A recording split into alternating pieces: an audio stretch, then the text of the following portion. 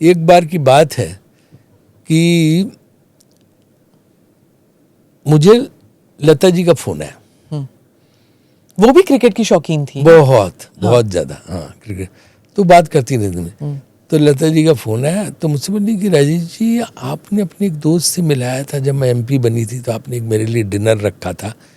तो वैसे डिनर में कहीं जाती नहीं थी, बेचारी बड़ी ये रहती थी, इंट्रोवर्ट और रिजर्व। उस डिनर में आई थी, हाथ में मैंने यहाँ रखा था।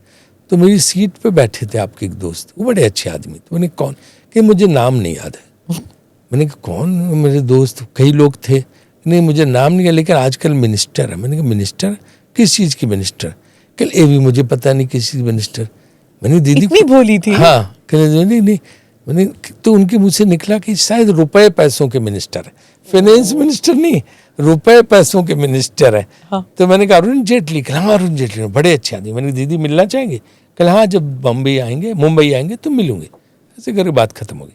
मैं पार्लियामेंट में था दिन में, तो मैं दोपहर में अरुण जी कमरे में गया। मैंने कहा आज से लता जी का फोन है। तो बड़ी हंसी, यार रुपए पैसों के मिनिस्टर, क्या बात है। ये वहाँ पे कल यार मेरा बड़ा मन है उनसे मिलने, बस एक बार तुम्हारी पार्टी में मिले, तो उसके बाद आज तक उनको नहीं मिले यार, उनसे तो मिलने का रखो कैसे। तो मैंने कहा ठीक है, जब बॉम्बे जाना तो बता देना। तो हफ्ते में उनका फ़ोन आ गया कि मेरी कोई मीटिंग लगी बॉम्बे में, तुम रख लो उनके साथ। तो मैंने दीदी को फ़ोन किया, मैंने कैसे ऐसे इधर, तो तय हो गया। 2016 की बात है।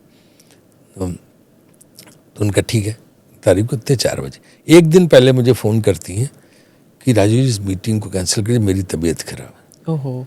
तो मैंने कहा दीदी वो तो तैयारी कर चुके हैं, सब कुछ ही है और वो तो बिल्कुल मिलने के लिए, आप ही समझ लो कि आप ही की वजह से आ रहे हैं, आप कैंसिल मत करिए। नहीं मेरी तबीयत खराब है, इसको रख दिए, इसको कैंसिल। तो मैंने उनके भतीजे से बात की, मैंने क्या बात है जेटली थे यार, कहले कोई तबीयत नहीं खराब। हृदयनाथ मंगेशकर नहीं, उनके भतीजे योगेश है। योगेश, अच्छा। हाँ, मीना ताई के लड़का, उनकी बहन मीना का बेटा। तो हृदयनाथ तो उनके भाई है, हाँ, लता जी के भाई। तो उन्होंने कहा कि कोई तबीयत नहीं खराब है, वो यहाँ पे 2-3 दिन से सिक्योरिटी वाले बहुत आ रहे, क्योंकि वो डिफेंस मिनिस्टर भी थे उधर। तो कहले वो कुत्ते ले लेके, उनका छोटा सा फ्लैट 2 बेडरूम का लता जी का, वो कुत्ते लेके अंदर सब सुंघा रहे हो, घुमा रहे हैं, और पुलिस वाले आ रहे हैं। And he was member of the cabinet committee in security also at that point of time. तो इतना ज़्यादा ये है कि वो नर्वस हो गई दीदी। ओहो। कि कौन आ रहा है, इतना बड़ा आदमी आ रहा है, तो अभी रोक ही दो, बाद में देखेंगे, कभी मिलते हैं। तो मैंने फट फ़ोन किया, मैंने दीदी ना कोई कुत्ते आएंगे ना पुलिस वाले आएंगे, कोई नहीं आए, मुझे पता आप कुछ बीमार नहीं हो, हैं आप एकदम ठीक हो, सिर्फ आप बेवजह नर्वस हो रही हो। बिल्कुल, इतने अच्छे आदमी का मिलके बड़ी खुश होंगे। कहले अच्छा, तो फरसाण क्या मंगाए उनके लिए? फरसाण माने स्नैक्स। हाँ, तो मैंने कहा नहीं कुछ नहीं, बस चाय कॉफ़ी जो भी होगी आपके पियेंगे, और कोई फरसाण की जरूरत नहीं है। कहले अच्छा ठीक है। फिर गए उनके गए जब वहाँ पे, तो 2 घंटे कोई बैठे होंगे उनके साथ लता जी को। छोटा सा फ्लैट, 2 बेडरूम का फ्लैट है उनका, जरा सा वहाँ पे पैडर रोड पे।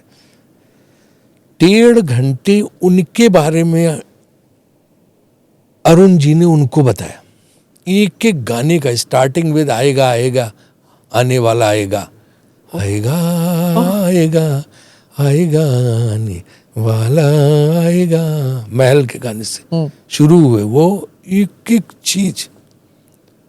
लता जी तो आधा घंटे बोल पाए, moving encyclopedia on Lata Mangeshkar, Arun Jaitley, एक एक चीज उनको बताई हो। तो आखिरी में लता जी मुझसे बोली कि राजीव जी, जितना अपने बारे में मैं नहीं जानती उतना ये जानती। मुझे तो कई बातें याद नहीं थी जिन्होंने याद दिलाई। इस गाने पर उन्होंने एक बात कही, कहने की आपको पता है अरुण जी, इस गाने के 300 रुपए तय हुए थे जो आज तक नहीं मिले।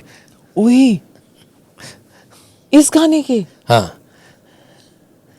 उस जमाने वो, ये शायद मेरे ख्याल से हाँ 50s का 40s वो का जो ब्लैक एंड व्हाइट वाला था, वो भूत वाला पहला, पहला मतलब सुपरहिट सॉन्ग था उनका। और पैसे नहीं मिले उस गाने के। ओहो। तो वो जो है मतलब इतना उनका ये था।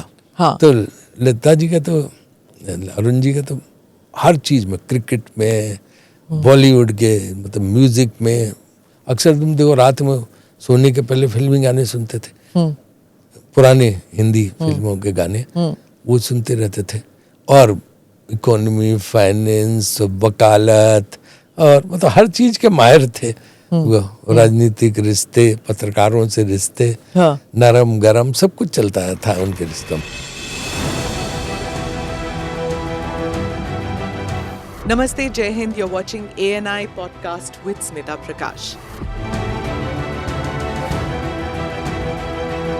अगर हम उसको मस्जिद कहेंगे तो फिर विवाद होगा।